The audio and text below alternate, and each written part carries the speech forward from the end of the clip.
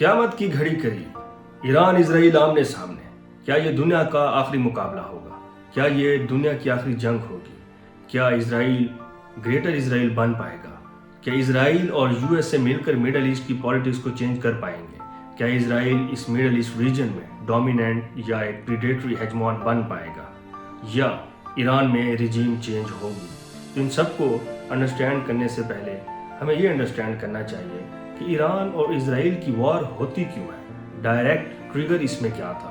تو یہ ہم جانتے ہیں کہ بیک ان 2013 جب جنیوا ٹاکس ہوئی تو یو ایس اے نے ایران سے ڈیمانڈ کی کہ آپ اپنی نیوکلیر فیسلٹیز جو ہیں ان کو ڈسمینٹل کریں، مگر ایران نے کہا کہ یہ تو وائلیشن آف سوورینٹی ہے اور ریفیوز کر دیا، اور ساتھ ہی ساتھ ایران کی یورینیم انریچمنٹ جو ہے وہ 60% تک پہنچ گئے۔ اب واشنگٹن کا جو پرسپیکٹیو ہے وہ یہ ہے کہ یہ جو 60 to 90% کے درمیان گیپ ہے، کیونکہ 90% تک اگر یورینیم انریچمنٹ ہو جاتی ہے تو پھر تو ایران ایک نیوکلیر پاور ہے، نیوکلیر بام وہ بنا سکتا ہے۔ تو واشنگٹن کا پرسپیکٹیو یہ ہے کہ یہ جو 60 سے 90% کے درمیان جو 30% کا گیپ ہے یہ بہت ہی ایک نیرو ونڈو ہے ایران کو روکنے کے لیے، جس کو اس نے کیا کیا، اسرائیل کے ساتھ مل کر ایک پلاننگ کر کے ایران کے اوپر اٹیک کیا۔ اسرائیل کے ساتھ مل کر جب ایران کے اوپر اٹیک کیا تو واشنگٹن نے اس اٹیک کو، اسٹرائک کو امیجیٹ جسٹیفیکیشن فار اسٹرائکس کہا۔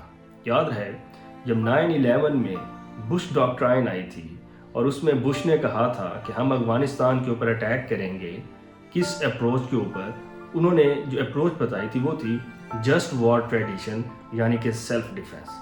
اسی طرح اسرائیل اور یو ایس اے نے کہا کہ یہ امیجیٹ جسٹیفیکیشن فار اسٹرائک ہے، کیونکہ ایران کی انریچمنٹ لیول 60% ہو گیا ہے اور یہ آہستہ آہستہ انکریز ہو جائے گا، اور اگر یہ انکریز ہو جائے گا تو ایران کی نیوکلیر کیپیبلٹیز انہانس ہوں گی، جو کہ تھریٹ ہے اسرائیل کے لیے، جو کہ یو ایس اے کو لگتا ہے کہ اس کے لیے یہ تھریٹ ہے جو کہ ریجن کے اندر انسٹیبلٹی ہوگی۔ لیکن اگر ہم اس کی ہسٹری کو دیکھیں تو 1951 میں ایران میں محمد مصدق کی جو گورنمنٹ تھی اس نے آئل کو نیشنلائز کیا۔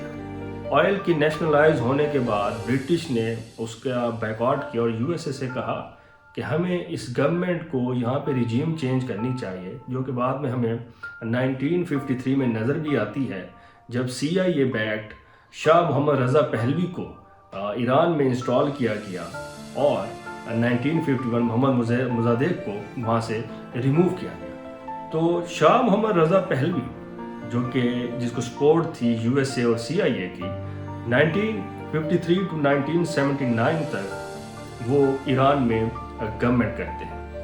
اب شاہ محمد رضا پہلوی کون تھا؟ وہ ایک پرو ویسٹرن مونارک تھا جو کہ یو ایس اے کی طرف سے انسٹال کیا ہوا تھا، جس نے ایران میں لبرلزم اور سیکولرزم کو پروموٹ کیا، اور ساتھ ہی ساتھ اپنی ایک فورس بنائی جس کا نام ہے سیواک، اور اس کے ساتھ ہی ساتھ اس نے سیواک کے ذریعے ایران کی تھیوکریٹک پالیٹکس کو یا پولیٹیکل لیڈرشپ کو اس نے ایلینیٹ کرنا شروع کر دیا۔ ہم نے یہ بہت سی ایگزامپلز ایسے ہسٹری میں دیکھی ہیں۔ ہٹلر کی اپنی فورس تھی، اور رشین ریولوشن میں اگر ہم نے دیکھا جو نکولس زار تھا اس کی ایک اپنی چیکا فورس تھی، تو اوکرا فورس تھی، انہوں نے ہمیشہ اس طرح کی ریئلزم اور اس طرح کی فاشزم کو پروموٹ کیا۔ اگر ان کے اگینسٹ کوئی بھی بات کرتا ہے تو وہ ان کو اٹھا لیتے تھے۔ بالکل اسی طرح شاہ محمد رضا پہلوی نے سواک بنا کے مسلم لیڈرز جو تھے ایران کے ان کو ایلینیٹ کیا، ان کو ایران کی پالیٹکس سے دور رکھا، اور ان کے اوپر اس نے ان کو سپریس کیا۔ ساتھ ہی ساتھ ایران میں ایک اکنامک انسٹیبلٹی دیکھی گئی، بہت ہی وہاں پہ کلاس ڈیفرنس تھا، کلاس اسٹریٹیفیکیشن تھی، ایلیٹ اور پور کے درمیان گیپ تھا، ڈسکریمنیشن تھی، پاورٹی تھی۔ تو 1979 تک تو شاہ محمد رضا پہلوی وہاں پہ رہتے ہیں، لیکن اس کے بعد